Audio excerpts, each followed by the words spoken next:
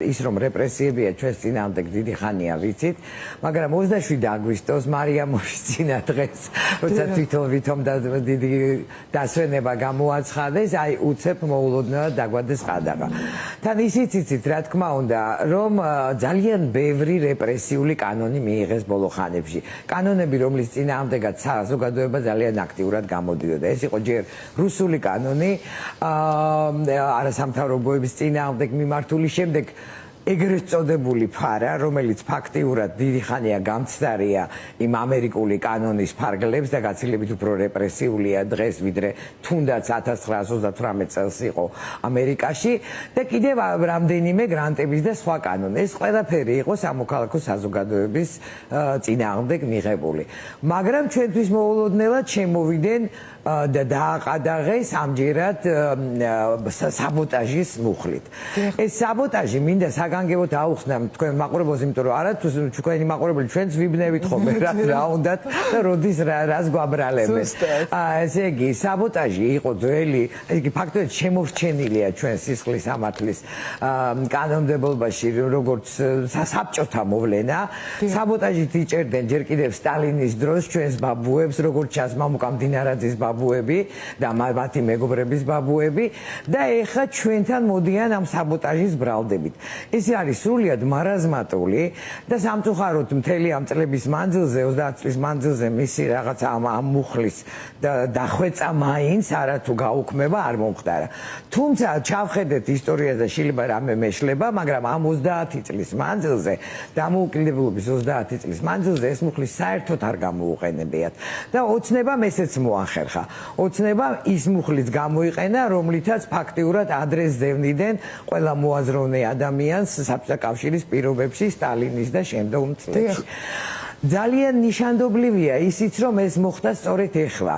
მოგეხსენებათ, რომ 31 აგვისტო არის ბოლო ვადა, რომელიც ევროკავშირმა მოგვცა, იმისთვის, რომ გამოსწორებულიყო ის, რაც ჩადენილი იყო ბოლო ხანებში. იგულისხმებოდა პირველ რიგში, რა თქმა უნდა, პოლიტპატიმრების გათავისუფლება, და ის, რომ ესენი პოლიტპატიმრები არიან უკვე ყველა მიცის და მთელმა მსოფლიომ, ყოველ შემთხვევაში ცივილიზებულმა მსოფლიომ, რაშიც ამ შემთხვევაში რუსეთს არ გულისხმობ და გარდა ამისა იყო მოთხოვნა ფაქტიურად იმისთვის, რომ შენარჩუნდეს ჩვენი სრულობა ქვეყნისა ევროინტეგრაციის გზაზე და არ მოხდეს ვიზის გაუქმება, უბრალოდ უვიზო მიმოსვლის გაუქმება. ეს იყო პოლიტპატიმრები, ეს იყო ამ რეპრესიული კანონმდებლობის უკან წაღება, გაუქმება და სხვა, ესე იგი, დემოკრატიული ნაბიჯების გადადგმა. ამის ნაცვლად მე ვიტყოდი, რომ სწორედ თვითონ დაიწყეს კიდევ ერთხელ საბოტაჟი ევროინტეგრაციის გზისა და შეგნებულად დაგვადეს ბრალდება ამ 7 ორგანიზაციას და გაგვიჩერეს ანგარიშები. რა თქმა უნდა, ჩვენ არ ვმალავთ, რომ ჩვენ ვიცავთ პოლიტპატიმრების უფლებებს, ჩვენ ვეხმარებით მოქალაქეებს, რომლებიც სხვა ტიპის გასაჭირში არიან. სწორედ ამის წინააღმდეგ არის ეს ყველაფერი მიმართული.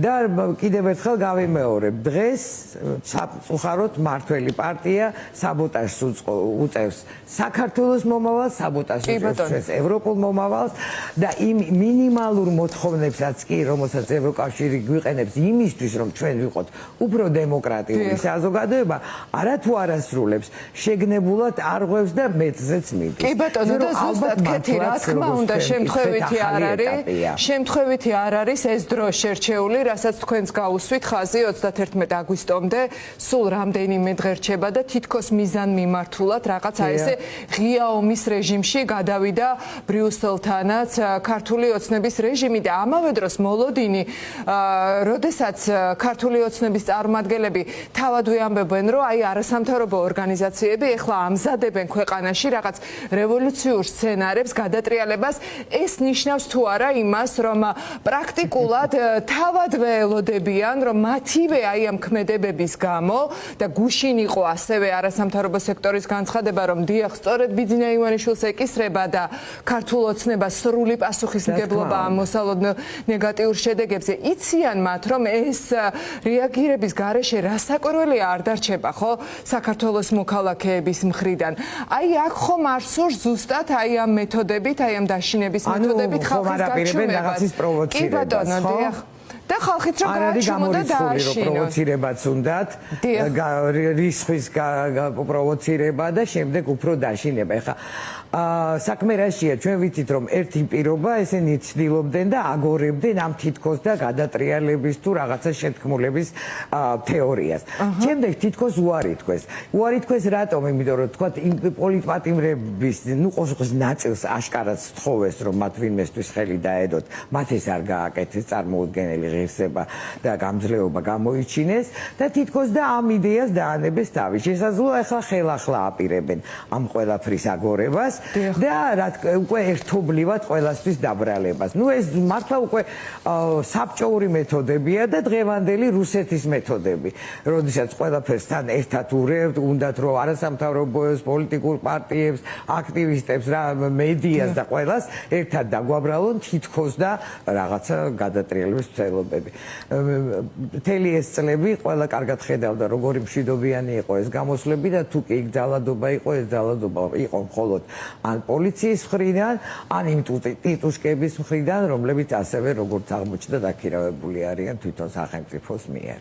ხო, კი ბატონო, მადლობა კაპიტან ქეთი, მაგრამ რაღაც ალბათ მოლოდინიც არის იმგვარი, რომ მხოლოდ ანგარიშების დაყადაღებაზე რეპრესიების ეს ეტაპი ალბათ ივანიშვილისთვის არ გაჩერდება და არ ვიცი, შეიძლება ველოდოთ ხო კიდევ უფრო მძიმე გადაწყვეტილებებს. რა უნდათ მათ? უნდათ ჩვენი ყველას დაპატიმრება თუ უნდათ ჩვენი გაჩერება?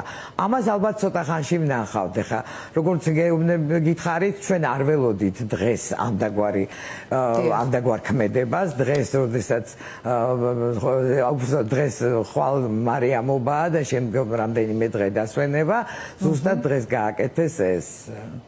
და ამიტომ რას იკადრებენ კიდევ? ხო, ეს მხოლოდ ივანიშვილის ლოგიკაში, მხოლოდ ივანიშვილის ლოგიკაში ჯდება ეს ყველაფერი, ჩვენ სამწუხაროდ ვერ ხვდებით ხოლმე. ვიცი ვინ გეგმავს ამას, ივანიშვილი გეგმავს, მისი ეს ჯგუფი ეხლანდელი ლიდერების თუ უკვე FSB გეგმავს ყველაფერს და ესენი მხოლოდ განმახორციელებლებია. სამწუხაროდ მე ამის თქმას დაზუსტებით არ შემიძლია.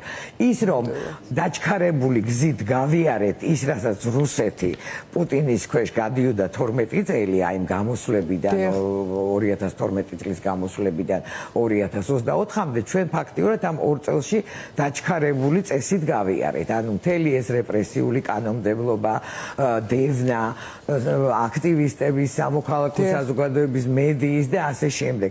კიდევ რაზე არიან მზად არ ვიცი. მე შემიძლია ერთი რამ თქვა, ბაბუა ჩემი თავის დროზე დაიჭირეს სტალინის დროს, სწორედ როგორც უცხოეთის აგენტი. მე მგონი საერთოდ გერმანიის აგენტობას აბრალებდნენ. არ მეგონა რომ ისტორია ესე დატრიალდებოდა, დღეს მე დამაბრალებდნენ დამოუკიდებელ საქართველოში უცხოეთის აგენტობას და რაღაცას კიდევ უარესად კი საბოტაჟს. სამწუხაროდ ხანდახან ესე ხდება. ხო, სამწუხაროდ კი ბატონო, სამწუხაროდ აი ამ რეალობის წინაშე აღმოჩნდით. კი ბატონო, მაგრამ იმედია საქართველოს მართველები.